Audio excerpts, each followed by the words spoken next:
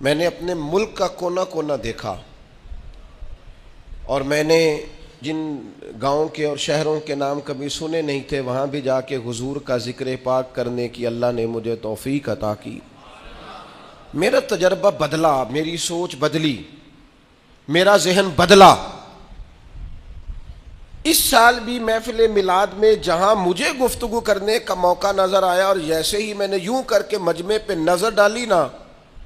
مجھے جوان زیادہ نظر آئے، مجھے سیاہ داڑھی والوں کے اندر جذبہ زیادہ نظر آیا، مجھے ان کی جوان آنکھیں حضور کی محبت میں بھیگی ہوئی دکھائی دی، مجھے ان کے چہروں پر جب حضور کا نام آتا ہے تو ملت کے جوان کے چہرے پر ایک عجیب توانائی، ایک عجیب سا جذبہ، اور ان کی آنکھوں میں خوبصورتی کا ایک میں نے عجیب سا رنگ دیکھا،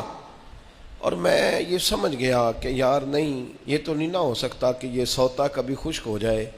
بہت پرانا میں نے کسی صوفی کا شعر پڑھا تھا، مجھے پسند بھی بڑا تھا، اور وہ میں نے اپنی زندگی میں جب جب اس کو اپنی زبان سے ادا کیا وہ میرے دل میں گھر کرتا چلا گیا۔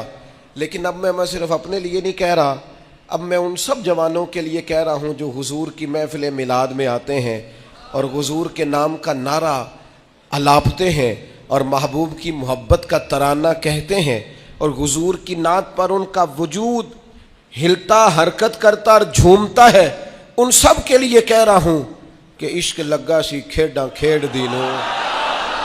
عشق لگا سی ایویں کھیڈاں کھیڈ دینوں تے کھیڈاں کھیڈ دینوں، تے پھر مینوں نہ او کھیڈاں بھول گئیاں، میں تے کجل پایا سی یار دے ویکھنے نوں، پھر او دی یاد وچ روندیاں ہی ڈول گئیاں۔ حیدر شاہ اس گلی کدے نہ رول دی، پر ہن رول دی رول گئیاں۔ میں ایک محفل میں سیڑھیاں چڑھ رہا تھا تو میں وہ نوجوان بہت زیادہ